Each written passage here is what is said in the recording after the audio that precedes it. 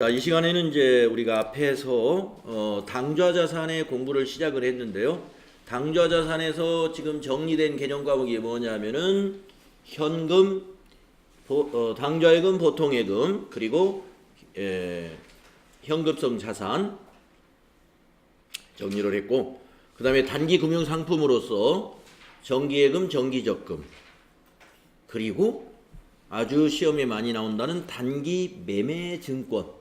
단기 매매 증권이라는 그 유가증권의 취득시 회계 처리, 평가시 회계 처리, 그리고 처분할 때의 회계 처리.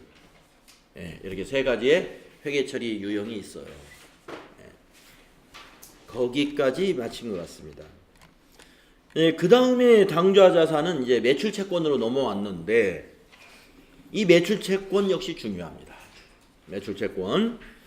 자, 매출 채권에는 개정 과목이 두 가지가 있습니다. 외상 매출금, 그리고 하나는 받을 어음, 이렇게 두 개가 있는데, 외상 매출금은 회계 처리가 복잡하지가 않습니다. 그래서 외상 매출금에 대한 거 우선 간단히 정리하고 그 다음에 받을 어음으로 넘어가겠습니다. 자, 외상 매출금이라는 당좌 자산 개정 과목은 매출 채권으로 분류하며 어떤 것이냐? 상품을 매출하고 대금을 나중에 받기로 하면 외상 매출금 차변에 기록해라, 이런 얘기입니다. 자, 상품을 판매했습니다. 근데 대금은 월말에 주겠습니다 라고 약속을 했어요. 그러면 월말에 받으면 그게 외상 매출금이다. 그러면 외상 매출금 차변에 기록하는 거예요. 차변에. 자, 우리가 지금 외상 매출금이 당좌 자산이란 말이죠. 당좌 자산 중에 매출 채권이란 말이죠. 그러니까 외상 매출금이 발생을 했어요. 그러면 차변에 기록해야죠. 차변에. 그래서 상품이나 제품을 외상으로 매출하면 외상 매출금 계정 차변에 회계 처리합니다, 이런 얘기죠. 그러면 상대 계정 과목인 대변은 뭐가 되느냐? 상품을 팔았기 때문에 상품 매출이라고 하는, 자, 여러분, 상품 매출은 자산 계정 과목이 아니고 부채도 아니고 자본도 아닙니다. 재무상태표 계정이 아니라 이거는 손익계산서 계정이죠. 수익입니다. 수익. 그래서 상품 매출은 수익 발생.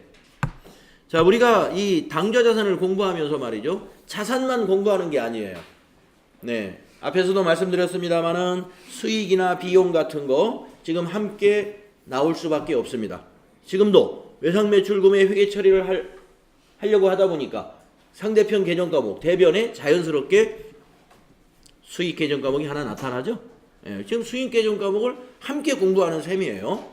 그래서 제가 자산 공부하는 시간이 매우 중요할 것이다. 이 앞부분의 공부가. 뒤에 거 사실은 함께 하고 있는 셈이에요. 자, 그러다가 외상 매출금은요, 매출할 때의 회계 처리하고 그 다음에 외상 대금을 수령한다 그랬는데, 수령한다는 말 좀 어렵겠죠. 회수한다는 말입니다. 받았다. 그래서 외상 매출금을 수령했다, 회수했다, 받았다, 다 같은 의미가 되겠네요. 그러면 이제 외상 매출금이 어디로 가야 돼요? 대변으로 가야 되죠. 외상 매출금은 차변에서 증가하며 대변에서 감소하게 되는 것이죠. 자산이니까. 그래서 받았으니까 이제 매출 채권 받을 권리가 없어졌어요. 받아버렸으니까. 그래서 대변에 가서 없어지는 거예요. 그러면 차변에 오는 것은 뭐냐? 뭘로 받았냐? 이거 뭘로 받았냐? 현금으로 받았으면 차변에 현금이라는 자산이 증가할 것이요. 지금은 보통예금으로 이체 받았다, 이런 겁니다. 우리 회사 보통예금에 입금된 것이 확인됐어요. 그래서 차변에 보통예금. 우리 현금 및 현금성 자산에 해당되는 당좌 자산의 개정 과목이죠. 보통예금. 아주 쉽죠. 외상 매출금과 관련된 회계 처리는 두 가지 경우밖에 없습니다. 다만 이 차변에 오는 것이 보통예금으로 입금됐으면 보통예금이요, 현금으로 받았으면 현금이요, 어음으로 받았으면 받을 어음이요, 수표로 받았어도 현금이요. 수표로 받아도 현금이에요. 타인이 발행한 수표는 현금이니까. 진짜 현금으로 받아도 현금. 보통예금에 입금됐다, 보통예금. 그런데 거래처에서 미안합니다 하면서 이거 3개월 후에 주겠어요. 그런데 제가 약속을 해드릴게요 하면서 약속어음을 딱 작성해가지고 줍니다. 그러면은 그게 받으러음이에요. 받으러음이 그래서 바로 이어서 나옵니다. 예. 그러니까 외상매출금을 받을 때 어음으로 받아도 받으러음이고요. 처음부터 외상으로 하는 게 아니라 보통 외상이다 그러면은 월말에 주겠습니다. 뭐 다음 달 10일까지 주겠습니다. 이런 게 외상인데 6개월 후에 주겠습니다. 또는 3개월 후에 주겠습니다. 이건 뭐 외상이라고 볼 수 없습니다. 그러면은 믿을 수 없으니까 약속을 해주시오. 그 약속하는 증서가 바로 약속어음이라고 하는 거죠. 그 약속을 못 지키면 어떻게 돼요? 민사상 책임을 져야 돼요. 네. 당신 여기 이 대금 며칠까지 나한테 상품 판매 대금 주기로 했는데 안 지켰어요. 그러면 줄 생각이 없어 보면 그럼 고발해야죠. 그 증거가 뭐겠어요? 당신하고 나하고 약속한 거, 약속어음. 자, 그게 받으러음이에요. 자, 그래서 받으러음을 읽어보겠습니다. 약속어음이라는 것은 발행인이 수취인에게 자기의 채무를 갚기 위하여 일정한 금액을 약정일에 약정한 장소에서 지급할 것을 약속하는 증권입니다. 네. 그래서 상품을 매출하고 이게 중요해요. 상품을 매출하고 받은 어음만 받으러음이 되는 거예요. 상품을 매출하고 대금을 약속어음으로 받은 경우는 받으러음으로 회계 처리한다 이런 얘기입니다. 예. 외상매출금을 받은 것도 받으러음으로 기록합니다. 외상매출금을 어음으로 받은 것도 받으러음. 왜냐? 외상매출금이 상품을 팔고 외상으로 한 것이 그게 외상매출금이에요. 그러니까 외상매출금 대금을 다시 어음으로 받으면 결국에 상품 팔고 어음으로 받은 것이니까 그것도 받으러음이다. 그런데 이거 상품 아닌 것을 팔고 어음을 받으면 받으러음으로 하면 안 돼요. 미수금입니다. 그건 미수금 그냥. 그래서 여러분 이 받으러음과 외상매출금을요 매출 채권이라고 한다는 사실을 확실히 기억해둬야 돼요. 왜 매출 채권이라고 하느냐? 매출을 함으로써 발생한 권리다 해서 매출 채권이에요. 그러면 우리가 사무실에서 사용하던 공기청정기를 팔고 어음을 받았다. 이걸 우리가 매출이라고 하냐 이 말입니다. 사무실에서 사용하던 공기청정기는 비품이죠.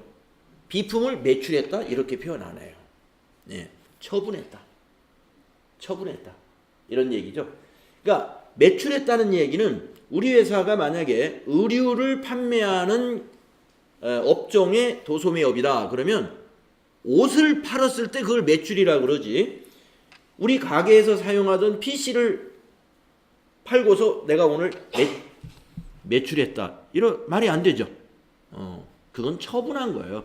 우리 사무실에 PC가 이제 필요 없어가지고 내가 처분했다 그러지. 오늘 매상 올렸다. 즉 매출했다. 안 된다 이거죠. 여러분 아시겠죠? 그러니까 매출 채권이라고 하는 이유를 기억하시라 이거. 그러니까 받으러음은 언제나 어음을 받았다고 해서 무조건 받으러음은 하면 땡 틀려요. 네. 하지만 대개의 경우 어음을 받았다 그러면 대개 이런 재고자산, 상품이나 제품이나 원재료나 이런 거 사고 할 때 대개 어음 결제를 합니다. 자, 그러면 이제 받으러음이 왜 이렇게 복잡하냐 회계 처리가 보시다시피 지금 복잡하게 나오지 않습니까? 네, 받으러음을 받을 때 회계 처리, 만기가 되었을 때 회계 처리, 다른 사람에게 양도했을 때 회계 처리, 할인했을 때 회계 처리, 부도가 발생했을 때 회계 처리. 이렇게 5가지 유형으로 우리는 회계 처리를 할 수 있어야 됩니다. 네. 자, 받았을 때는 간단합니다. 자, 상품이나 제품을 매출하고, 네, 이게 매출하고가 중요해요. 상품이나 제품을 매출하고 약속어음을 수령하게 되면은 받으러움이 지금 우리 당좌 자산의 매출 채권이라는 자산이란 말이죠. 그래서 받으러움 계정에 받았으니까 차변에 기록해가지고 자산을 증가시키는 거예요. 자, 아까 외상매출금이 그렇듯이 차변에 받으러움이면 대변에는 상품을 팔았으면 상품 매출이라는 수익 발생이요. 제품을 팔았으면 제품 매출이라는 수익 발생이겠죠. 상품과 제품의 차이를 혹시 알고 계시는지? 알고 계실까요? 제가 만든 거랑 팔려고 사온 거. 네, 그렇죠. 제품은 우리 회사가 제조한 재고 자산이죠. 네, 우리 회사가 제조한 것이 제품. 상품은 사다가 파는 거죠. 우리 회사에서 제조한 것이 아니라 시장에 있는 걸 사서 다른 공장의 걸 사다가 판매만 하는 것이 상품입니다. 네. 그래서 공장이 있다 그러면 이제 제품 매출이 있을 수 있죠. 공장이 없는 사업자 많죠. 공장이 없는 사업자. 도소매 사업자가 다 공장이 자기 공장 없어요. 다른 공장에서 만든 거 사다가 판매만 하죠. 그래서 판매하는 기업은 상품 매출이요. 제조하는 기업은 제품 매출일 것이다. 이런 얘기입니다. 두 가지 다 수익 발생입니다. 자, 그래가지고 6개월 후에 주겠다는 어음을 받았다면은 6개월이 지나면 이제 만기, 약속한 날짜가 오겠죠. 그걸 만기라고 합니다. 받으러움의 만기가 도래되면 거래은행에 어음대금을 받아줄 것을 의뢰하는데 받아주세요 하고 의뢰하는 행위를 추심한다 그래요. 추심. 어음대금을 받게 되면은 받으러움 계정은 대변으로 가야 될 것이다. 아까 우리 외상매출금도 어떻게 합니까? 외상매출금을 회수하면 외상매출금 대변에 기록했죠. 받으러움도 이제 만기 때 돈을 받았어요. 그러면 이제 대변에 가서 받을 권리 없으니까 받으러움을 털어내야 되겠죠. 예, 반대쪽에 대변에 기록합니다. 자, 차변에는 여기 지금 우리 예제에서는 당좌 예금이라고 했네요. 우리 회사 당좌 예금에 입금이 됐네요. 그 금액이. 그런데 수수료 비용이 하나 발생했네요. 이거는 추심. 은행에서 받아주고 나서 추심료를 요구합니다. 수수료. 그래서 추심 관련 수수료가 지급이 됐다면 은행에서 아예 그걸 떼고 나머지만 우리 회사 당좌예금 계좌에 입금을 해줄 것이다. 이때 그 추심료는 추심 관련 수수료, 줄여서 추심료라고 하는데 이 추심 관련 수수료는 당기의 비용인 판매비와 관리비, 판관비로 처리한다. 비용 또 하나 나오죠. 수수료 비용, 판관비. 자, 여러분이 단기 매매 증권을 공부할 때 수수료 비용 그때 나왔었습니다. 그 수수료 비용은 영업의 비용이었어요. 영업의 비용. 그래서 우리가 이제 실무에서 그 전산회계 프로그램에서 전표 입력할 때 영업의 비용은 9자로 시작되는 코드이고 여기 있는 지금 여기 판관비 수수료 비용은 800번대로 시작이 됩니다. 코드로 구분을 해서 입력을 하시는 거예요. 예. 자, 그래서 만약에 어음이 100만 원짜리가 있다고 봅시다. 100만 원. 그러면 대변에 100만 원 기록하겠죠. 추심료를 5만 원을 요구했어요. 은행에서. 예. 그러면 여기 수수료 비용이 5만 원이 되죠. 5만 원. 그러면 나머지가 당좌예금에 입금됐죠. 예. 그러면 95만 원이 당좌예금에 입금되겠다. 금액은 이렇게 된다 이거죠.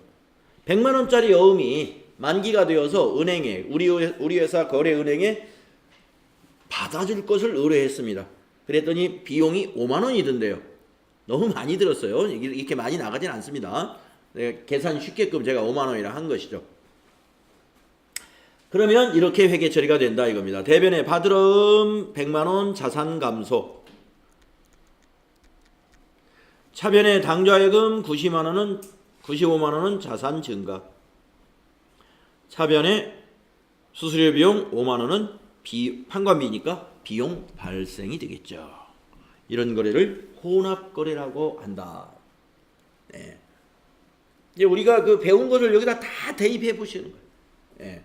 거래의 종류, 교환거래, 손익거래, 혼합거래 이런 것도 배웠죠. 또 거래의 8요소에 따른 결합관계, 자산 증가, 자산 감소, 부채 감소, 부채 증가, 자본 증가, 자본 감소, 자본 증가, 비용 발생, 수익 발생, 차변 요소 4개, 대변 요소 4개.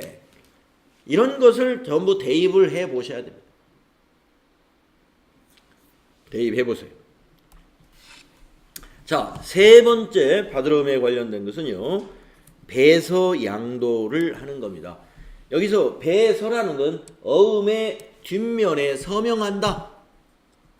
예, 어음 뒷면에 서명할 수 있는 칸이 만들어져 있습니다. 그래서 배서해가지고 양도했다는 건 다른 거래처에 주었다는 얘기예요. 약속 어음이 뒷면이 있는 약속 어음은 못 찾겠더라고요. 그게. 예, 그래서 제가 앞면만 이렇게 지난 시간에 살짝 보여드렸는데 확대. 예. 여기 지금 이쪽 뒷면도 있습니다. 뒷면은 여기 이제 이 내용을 보시면 여기 이렇게 써 있어요. 이 금액을 귀하 또는 귀하의 지시인에게 이 약속 어음과 상환하여 지급하겠습니다. 이런 약속이 되어 있습니다. 그러면 귀하의 지시인이라는 게 뭐냐면 뒷면에 그 지시인을 써줍니다. 여기 누구누구 귀하, 우리 회사 이름이 여기 들어가 있겠죠? 우리 회사 이름이. 근데 이제 우리 회사에서 돈을 받아야 되는데 이 약속 어음을 가지고 있다가 이 어음이 100만 원짜리인데 100만 원만큼 우리 회사가 결제할 일이 생겼어요. 뭘 사오다가 상품을 사오는데 그러면 이 어음을 딱 주고 싶단 말이에요. 아직 만기가 좀 남아 있어. 한 달 정도. 예. 그러면 한 달 후에 뭐 다음 달에 주겠습니다. 그렇게 외상하는 거나. 아니 우리가 어음 어차피 한 달짜리 어음이 있으니까 요 어음으로 그냥 드릴게요. 예. 그래서 그게 배서양도입니다. 그러면 이 발행인, 여기 발행인이 이제 여기 있는데 여기에 지금 발행자가 여기 있어요. 예, 땡땡 회사가 우리한테 준 건데 이 회사 보고 누구한테 이 돈을 지급해라고 알려줘야 되잖아요. 그걸 요 뒷면에 서명해서 알려주는 것을 배서양도라고 해요. 누구한테 지급해줘라. 자, 그러면 배서양도 했으면 어떻게 될까요? 자, 받았던 바드러움을 말이죠. 만기 때까지 가지고 있지를 않고 남에게 넘겼습니다. 그러니까 대변에 가야 돼요.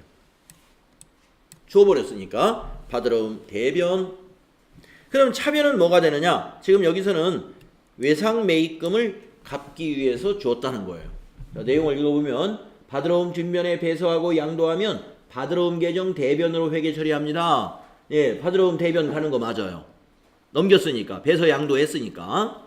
그런데 여기 회계 처리한 걸로 봐서 외상 매입금은 우리가 아직 안 배웠는데 부채거든요. 부채. 이게 매입 채무예요. 매출 채권에 반대되는 거. 자, 부채는 차변에 기록하면 어떻게 되나요? 감소하죠. 예. 그러니까 부채가 감소하고 자산이 감소한 거예요. 그러니까 가지고 있던 어음, 바드러움이라는 자산을 지급하고 빚을 갚은 거예요. 예.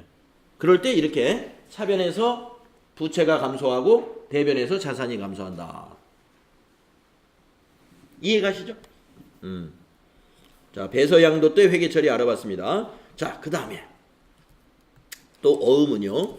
우리가 이제 어음 이런 용어를 들어보셨는지 모르겠는데 깡을 하라고 왔다 그래요. 네, 요즘은 잘 안 쓰는 것 같더라고요. 네. 아주 옛날에는 좀 많이 썼습니다. 우리가 그 IMF 이전에 우리나라 기업들이 말이죠. 저도 그 주변에 사업을 하는 그 친구나 동생들이 꽤 많았는데, 그러니까 뭐 이 집을 짓고 뭐 상가를 짓고 그러면 거기에 뭐 유리창을 끼는 사람, 뭐 이런 창호 문을 해서 다는 사람, 뭐 페인트 공사하는 사람이 다 나눠져 있어요. 근데 제 주변에 동생들이 그런 사업을 뭐 페인트 이 집 같은 거, 아파트 같은 거 지으면 페인트 업체가 들어가서 하거든요. 그거 하는 사장이 때 2명을 알고 있었어요. 네. 그리고 창우 남선 알루미늄 2000 대리점 했던 그 사장이 제가 또 잘 아는 동생이었어요. 네. 하여튼 그 IMF 그 과거에 전에 그 친구들을 만나 보면은 어음 때문에 고민을 많이 합니다. 네. 공사는 했는데 현금을 받아야 되는데 어음을 또 어커니 주는 거예요. 그러면 이제 나는 직원들한테 그 인건비 줘야 되잖아요. 그 어음으로 줄 수 있나요, 인건비를? 돈으로 줘야 돼. 근데 나는 돈은 없고 공사 대금을 전부 어음으로 받았으니 깡을 하러 간다 이거예요. 깡. 이게 뭐? 그게 깡이 뭐? 할인하러 가는 거예요. 그 어음을 가지고 은행에 갑니다. 근데 어음이 6개월 후에 지급하기로 돼 있어요. 그러면 6개월 후에 그게 현금이 되는 것을 오늘 현금으로 만들려면 은행에서 그 어음이 만약에 1000만 원짜리다 그러면 1000만 원을 바로 줄까요? 안 주겠죠, 당연히. 뭘 떼고 줄까요? 이자 떼고 줍니다. 이자. 6개월 후에 1000만 원이 되기 때문에 그 1000만 원을 현재 가치로 환산하는 거예요. 오늘 시점에는 이게 얼마지? 내가 얼마 주면 6개월 후에 이게 1000만 원이지? 그게 뭐예요? 이자를 계산해야죠. 6개월이면 180일이면 180일 이후에 1000만 원이 되려면 오늘은 얼마냐? 이게 그 후에 이자를 6개월치 이자를 계산해 주는 거예요. 그래서 결국에 그 이자만큼 6개월 이자만큼 계속 손해를 보는 것이죠. 옛날에는 이율이 지금처럼 뭐 예금 이자율이 뭐 2% 이랬느냐?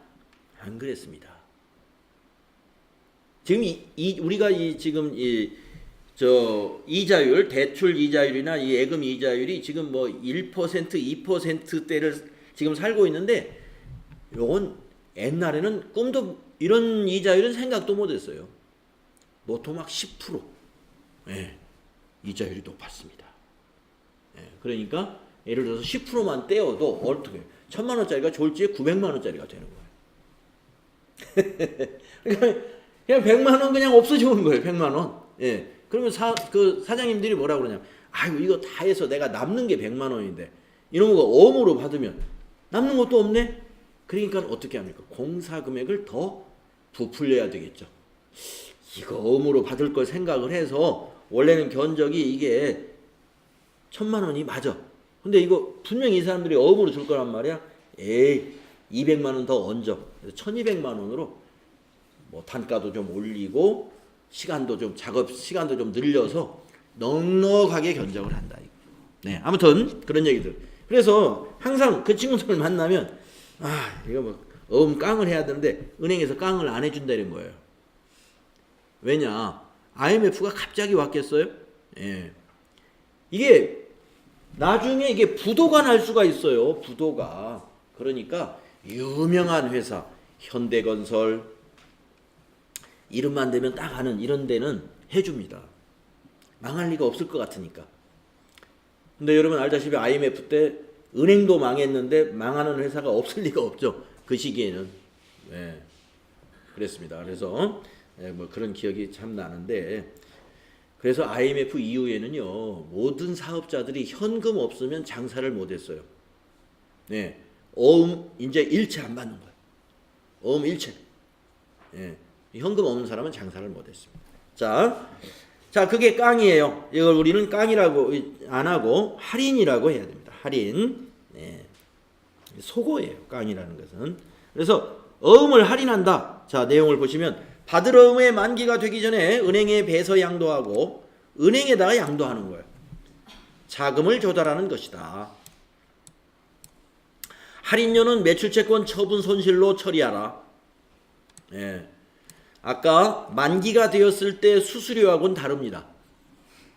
이거는 판매 관리비의 일환으로 보지만 할인은 정상적인 판매 활동과 관리 활동으로 보지 않아요. 예. 그래서 영업외 비용으로 처리합니다. 영업외 비용이다. 영업외 비용. 자, 그래서 여러분 할인료는 매출채권 처분 손실이라고 하는 영업외 비용으로 처리한다 하는 거 기억을 해 줍시다. 그러면 이제 저 뒤에 가서 영업외 비용 공부할 때 매출채권 처분 손실은 이제 알게 되는 거예요. 예. 언제 사용했는지. 받으러 배울 때 할인할 때 차변에 영업의 비용으로 발생하는 것이 매출채권 처분 손실이다. 그래서 이게 바로 이자입니다. 이자. 만약에 1,000만 원짜리를 900만 원 받았다면은 대변에 받으러음은 1,000만 원 자산 감소. 차변에 당좌예금으로 입금됐네요. 900만 원이. 그러면 차변에 900만 원 자산 증가. 100만 원은 할인료래요. 차변에 매출채권 처분 손실 100만 원. 이렇게 해서 차변 합계 1,000만 원이 되고 대변 합계 1,000만 원이 되죠. 자, 이것은 거래의 유형으로는 무슨 거래일까요? 거래의 종류가 혼합거래죠. 왜 혼합거래라고 하느냐? 비용이 100만 원 들어갔잖아요. 비용 발생이. 거래 금액은 전부 1,000만 원인데 그 중에 100만 원 비용이 일부 섞여 있습니다. 비용이나 수익이 일부 섞여 있는 거래를 우리는 혼합거래라고 한다. 네. 제가 여러분에게 그 NC에서 평가 문제로 이런 문제 낸다고 말씀드렸죠. 혼합거래냐, 교환거래냐, 손익거래냐 이걸 맞추는 문제를 5문제 낼 것입니다. 이렇게 말씀 5개. 분계도 쓰라고 그러겠죠. 당연히. 분계도 쓰고 그 옆에다가 그것이 교환거래면 교환, 그것이 손익거래면 손익, 그것이 혼합거래면 혼합이라고 쓰시오. 이렇게 문제를 낼 것이다. 연습. 지금 이런 거 하면서 여러분이 그걸 연습을 해봐야 돼. 자, 마지막으로 받으러움을 가지고 있다가 보면은요, 만기가 됐는데 은행에 갖다 추심을 의뢰했더니 은행에서 연락이 왔어요. 지급 거절당했다. 거래처 통장에 잔고가 없어가지고 은행에서 돈을 줄 수가 없다. 이렇게. 자, 받으러움에 이건 만기가 되기 전이라고 그랬는데 뭐 만기가 되기 전이든 만기든 간에 거래처의 부도가 확정되었다라는 겁니다. 예, 부도가 확정됐다는 것은 지급 거절을 당하면 그게 부도당. 예. 그 회사의 어음을 말이죠. 은행에서 돈을 지급해 드리려면 그 회사 당좌 예금에 은행에 잔고가 있어야 은행에서 지급을 해줄 텐데 잔고가 없으면 지급을 안 해줍니다. 그게 바로 부도예요. 네. 그래서 과거에 말이죠. 사업하시는 분들은 이 사업이 그렇게 어려운 사람들은 부도도 내고 막 그랬습니다. 그래가지고 뭐 도망을 다니다가 나중에 어떻게 자금을 또 마련해서 다시 또 힘을 내가지고 다시 또 사업을 하고, 예, 이런 그런 사업가들이 많이 있죠. 사업을 하다 보면. 그러니까 이제 부도가 안 되면 왜 도망 다녀야 돼요? 예, 고발했어요. 고발. 예. 이놈이 어디 도망갔나 하고, 예, 고발 당했기 때문에. 자, 그러면 가지고 있던 어음이 부도가 났으니까 받을 어음은 대변에 갑니다. 그러면 이거 차변에 뭐라고 할 것이냐? 우리가 이제 이걸 대손으로 처리하기 전에 우리 대손 처리하는 건 바로 뒤에 나와요. 예. 부도가 났으면 이것을 부도 어음과 수표라는 임시 계정으로 대체를 시켜놔요. 그래가지고 우리 법인세법에서는요. 부도 확정일로부터 6개월이 지나야 그것을 대손 처리할 수 있도록 해줍니다. 예. 오늘 부도가 났다고 해서 비용으로 바로 털지 못해요. 왜냐? 그 안에 받을 수도 있거든요. 당좌예금에서 은행에 잔고가 없어서 지급 거절은 됐지만 여기저기 이게 알아보니까 그 회사의 사장님 집에 가면 무슨 재산이 있대더라. 예, 외제 승용차가 있대더라. 근데 이 승용차가 엄청 비싼 승용차더라. 그럼 빨리 가서 그 승용차를 압류해야지. 해가지고 빨리 가서 승용차 딱 압류해가지고 처분했더니 돈 받을 수가 있어요. 그렇게 해서 그 매출 채권을 회수하려고 최대한 노력을 해봐야죠. 그렇기 때문에 6개월이라는 말하자면 회수를 하려고 좀 노력을 해라 이거야. 그래도 못 받았어? 좋아. 그러면 그건 비용 처리해. 네. 그게 대손처리입니다. 대손처리. 대손처리. 그런데 우리가 이 부도나 이런 것이 말이죠. 어느 날 갑자기 오는 것은 아닙니다. 뭔가 무슨 모든 사건 사고에는 조짐이라는 게 있어요. 조짐. 회사가 그래도 명색이 회사인데 멀쩡하던 회사가 갑자기 부도가 날까요? 예, 그렇지 않습니다. 벌써 소문이 돌기 시작한다든가, 예, 항상 다음 달 10일, 매달 10일 날이면 딱딱 결제가 되던 회사가 어느 날부터 미루기 시작해요. 월말로 미루다가 또 한 2달로 미루다가 3달로 미뤄져요. 그러면은 이거 좀 이 회사 위험하구나 이렇게 조짐이 오기 시작한 거예요. 그러나 우리도 또 팔아야 되니까, 팔아야 먹고 사니까 설마 망하겠어 하고 계속 거래를 하게 되는 것이죠. 예, 어쩔 수 없어요. 또 외상 받을 것도 있는데 물건 안 준다 하면 우리 장사 못해서 이제 외상도 못 갚아. 그러면 어떻게 합니까? 나 자빠지면. 그러니까 한번 엮이게 되면요, 이거 확실히 망하는지 확신이 없는 한은 계속 물건을 줄 수밖에 없어요. 그 사람들도 장사를 하게끔 해야 이게 입금도 되는 법이니까 돌고 돌아야 되거든요. 그런 법입니다. 그래서 자, 이제 이 어음 때문에 발생하는, 또는 외상도 마찬가지인데, 결산 때 우리는 거기에 대비해서 충당금을 설정하는 작업을 합니다. 예, 조짐이 있었던 것들에 대해서. 자, 대손이라는 걸 이제 우리가 공부할 텐데요. 대손을 보겠습니다. 자, 외상매출금, 즉 매출채권, 즉 외상매출금과 받으러움 중에서 이것 등이 채무자의 파산 등의 이유로 받지 못하게 되는 상황을 대손이 발생했다고 하는 거예요. 예. 근데 여기서 부도가 난 경우하고는 좀 시차가 있다. 예.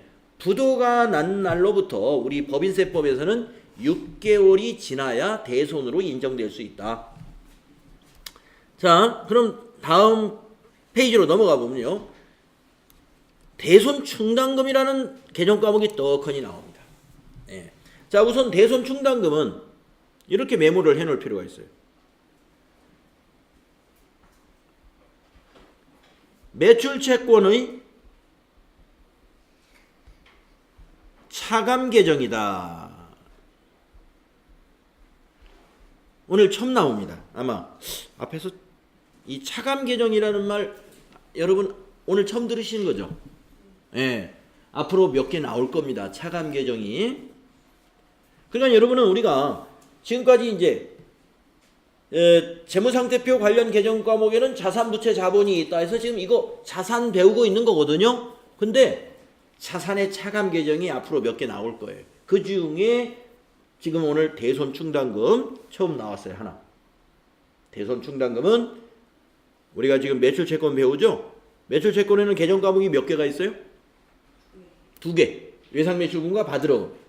그것에 대한 차감 계정이다 이거예요. 차감은 여러분 빼준다는 거죠. 빼주는 거. 예. 매출채권에서 빼준대요. 빼주는 계정이다. 왜 빼주는 계정인지 내용을 읽어보겠습니다. 자, 대손 충당금은 보고기간 말에, 여러분 보고기간 말은 결산일을 말하는 거예요. 결산일. 그러면 날짜로 정확히 말하면 12월 31일. 아시겠죠? 보고기간 말에 12월 31일에 외상매출금 받으러움 등의 채권에 대한 회수 가능성을 검토하여 대손 예상액을 대손 충당금으로 설정하고 있다. 기업들이 설정하고 있습니다. 자, 대손 충당금을 그러면 얼마를 설정하는가, 이거를 어떻게 정하느냐? 2가지가 있는데 쉬운 방법을 씁니다. 잔액 비례법, 연령 분석법, 이게 2가지가 있는데 이 중에서 더 쉬운 것은 잔액 비례법이라고 하는 거예요. 잔액이, 즉 매출채권이 많으면 대손 충당금도 많이 설정한다. 네. 매출채권 잔액이 적으면 적게 설정한다. 비례해서 설정한다 이거예요. 그러면 일정한 비율을 적용한다는 얘기가 되겠죠. 예. 그래서 우리가 그동안 우리 회사가 영업해 본 그 과거의 그 경험 데이터가 있단 말이에요. 그런 데이터로 봤을 때 매출 채권이 가령 10억이 있으면 한 1,000만 원 정도는 부도가 나던데. 예. 10억 중에 1,000만 원이면 몇 퍼센트예요?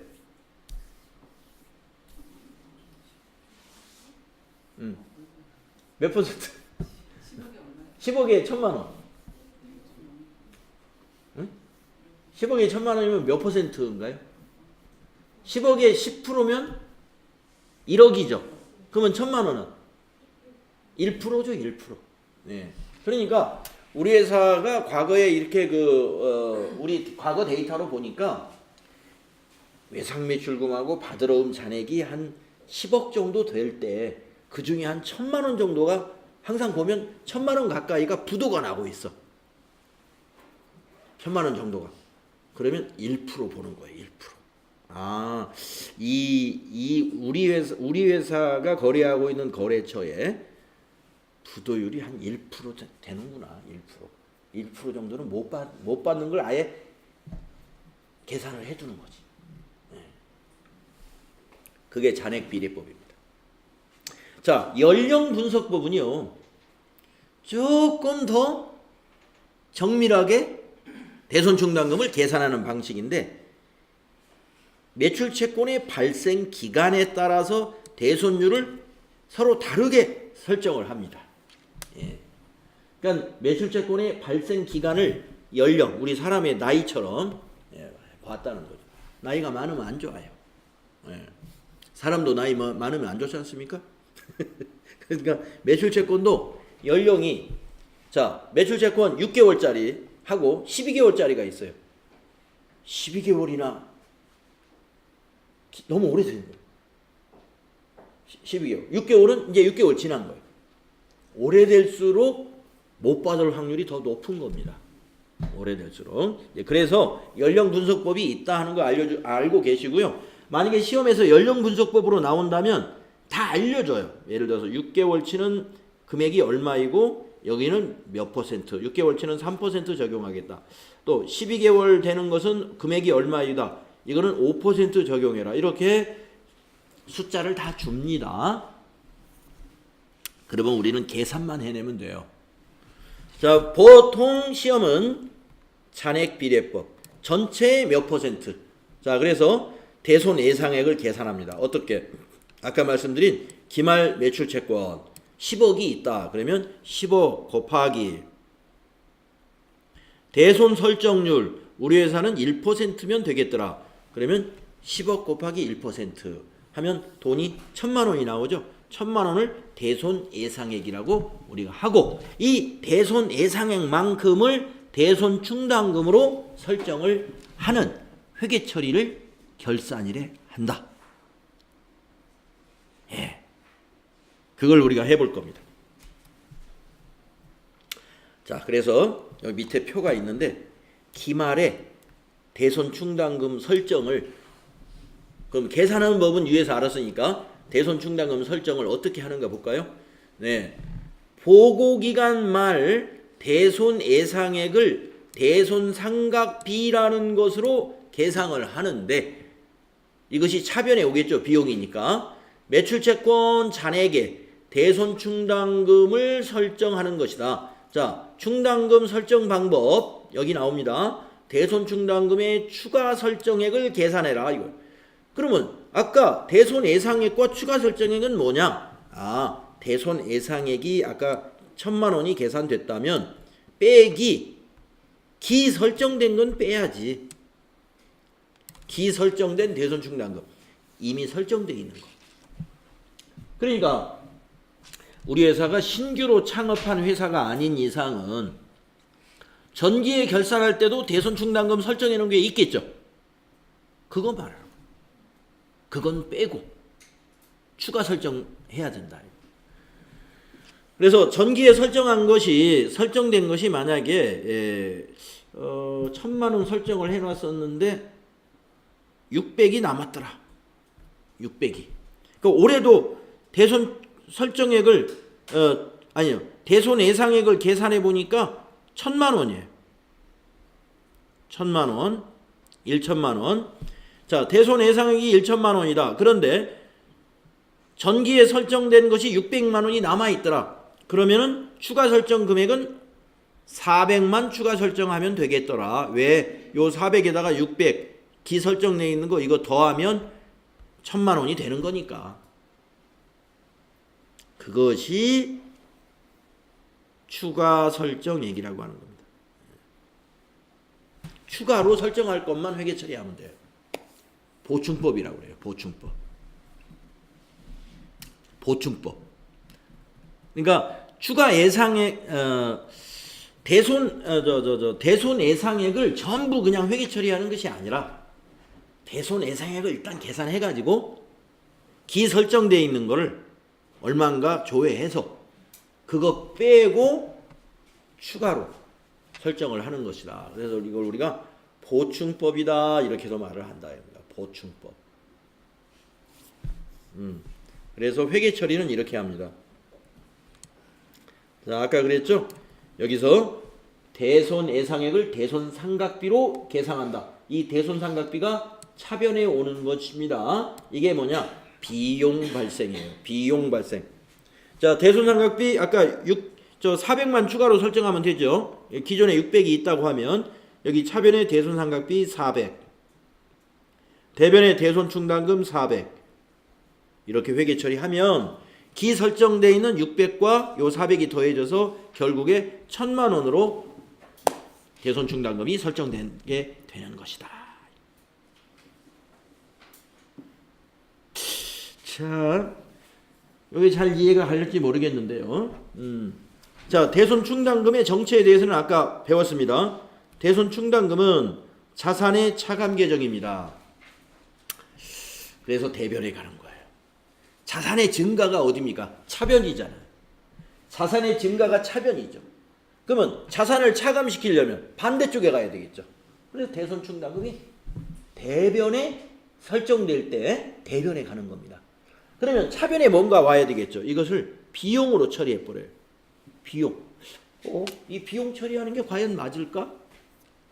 아직 부도가 난 것도 아닌데 비용 처리 미리 해버립니다. 결산할 때. 네. 왜 그러냐?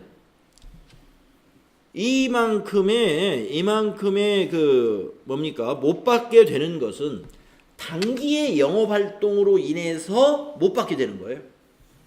단기의 영업 활동을 원인이 단기에 영업한 그 수익, 그 매출액 그거로 인해서 발생한 회수가 불가능한 채권이 되는 거죠. 그래서 이것이 바로 수익 비용 대응 원칙에 의해서 단기의 매출액으로 잡힌 것 중에서 못 받겠다고 예상되는 게 400이 추가로 못 받겠다고 예상된단 말이죠. 그러면 이거는 단기의 비용으로 봐야 된다 이거예요. 이게 바로 수익 비용 대응의 원칙이에요. 아직 확실한 건 아니에요. 그러나 조짐이 이렇게 우리는 어떤 데이터를 가지고 단기의 비용으로 처리해야 자 지금 그 매출액이 우리가 이 대손 충당금이라는 건 저 매출 채권에서 빼주는 건데 그 매출 채권 즉 외상 매출금 받으러움을 차변에 발생할 때 대변에 왔던 것들이 다 상품 매출이죠. 그 상품 매출이 단기의 손익계산서에 매출액으로 잡혀 있단 말이에요. 단기의 수익으로. 그러면 못 받게 되는 돈도 단기의 비용으로 넣어야지. 못 받게 되는 것도 이 못 받을 것으로 예상되는 게 이게 대손상각비란 말이에요. 그래서 단기의 비용 처리하는 거예요. 네. 그러면요. 네. 그 기초에 대손 충당금을 400만 예전에 600만 원을 설정을 해놨기 때문에 기말에 결산을 할 때 최종 계산된 대손상각비만큼 대손 충당금을 또 비용으로 잡는 거예요. 네. 계산 감소를 시키는 거예요. 1,000만 원이 대손으로 예상되는데 기존에 600이 설정돼 있기 때문에 이번 결산 때는 400만 추가 설정하면 된다. 따라서 비용도 400만 발생하는 거예요. 그러면 그 600만 원은 원래 전기에 전기에 600만 원을 이미 차감 계정이니까 그걸 설정을 해놨으니까 이번에는 400만 차감을 한다는 거예요. 네. 400만 자산에서 차감시키고 그만큼을 비용으로 발생시키고. 비용으로. 왜 단기에 비용으로 발생하느냐? 이제 여러분이 돈을 지급한 것도 아닌데 현금주의가 아니에요. 우리 회계처리는 우리가 비용이라는 것은 어떤 비용을 지출해야 그걸 비용으로 보는 게 일반적이죠. 이건 현금주의에 의한 회계처리가 아니고 또 발생주의인 거고, 발생주의와 아까 말씀드린 수익 비용의 대응의 원칙이 여기에 녹아져 있는 것이다. 예. 이 400만 원은 단기의 매출액으로 잡힌 것 중에서 못 받을 것으로 예상되는 그 비용이기 때문에 단기 손익계산서에 들어가라 하고 이걸 결산 때 보고기간 말에 이렇게 비용 처리를 미리 한다 이거예요. 네. 그런 심오한 뜻이 여기 들어있는 겁니다. 그래서 여러분 대손 결산의 대손 충당금 설정할 때 기본적으로 이러한 분계가 일어납니다. 보고기간 말에. 보고기간 말이라는 건 12월 31일 그걸 말하는 거죠. 자, 그런데 동그라미 2번은 무슨 말이냐? 대손 예상액보다 기설정된 충당금이 더 많대요. 네. 자, 보통은 1번과 같은 경우가 많겠지만 가끔 이런 경우도 있다는 겁니다. 이런 경우. 자, 이런 얘기입니다. 아까는 제가 여기다 숫자를 다시 넣어볼게요. 대손 예상액이 1000만 원이에요. 1천만 원. 그런데 기설정된 대손 충당금이 여기서 빼야 되는데 이게 1200. 1.2천만 원, 1200만 원이나 설정되어 있다. 그러면 추가 설정할 것이 없는 거죠. 추가 설정해야 되는, 추가 설정 금액이 1000만 원 빼기 1200만 원인데 이거 마이너스 2200만 원이 나오네. 마이너스 200만 원. 예. 마이너스 200만 원이 나오죠. 예, 우리 회계에서 마이너스는 삼각형 이렇게 표시합니다. 음수. 자, 200만 원. 그러면 이 200만 원을 어떻게 해야 되느냐? 요 기설정 금액이 200만 원 많은 것을 이걸 줄여버려야 돼요. 줄여가지고 대손충당금 이 대손 예상액 1000만 원에 딱 맞춰야 돼. 그래서 보세요. 우리가 추가 설정하는 것은 대손충당금을 대변에 설정해가지고 매출채권에서 빼주는데 이번에는 200만 원만큼 너무 많으니까 이번에는 대손충당금을 차별에 기록합니다. 200만 원 빼줘라. 그럼 이제 1000만 원이 되겠죠. 여기 지금 기설정된 대손충당금이 1200만 원이란 말이에요. 거기서 200만 원을 빼버리면 이제 1000만 원이 되죠.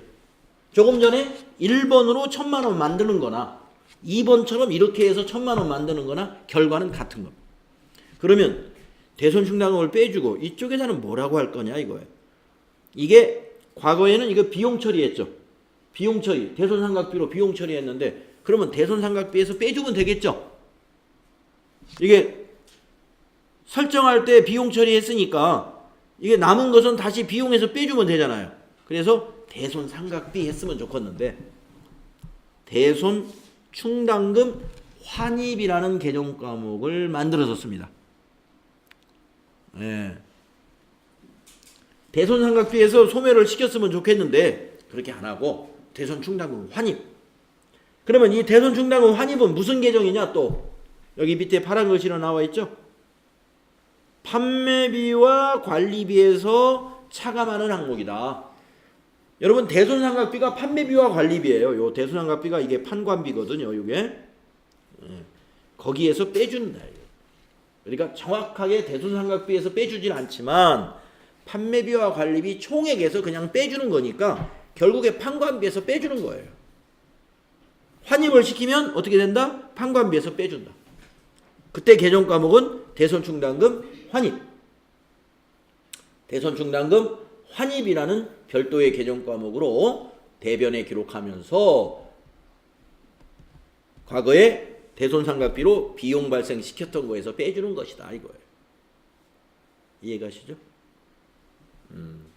자, 그래서 대손충당금 설정에 관한 회계 처리, 차변에 설정할 때 차변의 대손상각비, 대변의 대손충당금, 이게 가장 일반적인 모델이고, 그 반대 대손충당금이 기설정된 게 더 많을 때는 이와 같이 이러한 회계 처리도 있을 수가 있다 하는 거 알아두면 되겠습니다.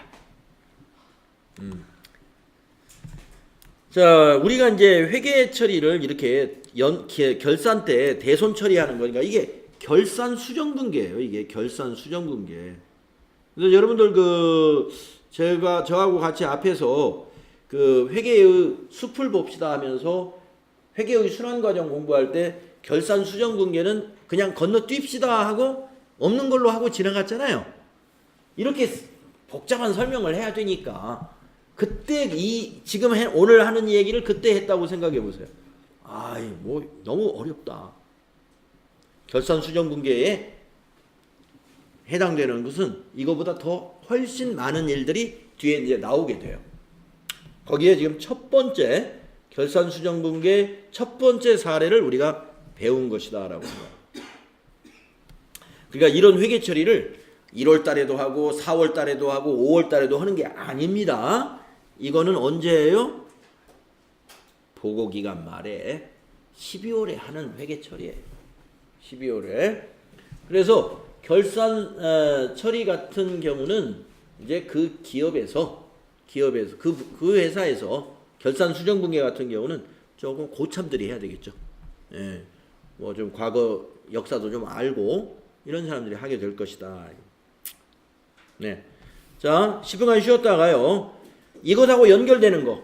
그러면 이렇게 세웠다가 대손이 발생했을 때는 어떻게 처리하고, 그 대손이 발생해서 회계 처리했는데 거래처 사장이 다시 회사를 재거래 가지고 빚을 갚겠다고 나타나면 어떻게 회계 처리하느냐.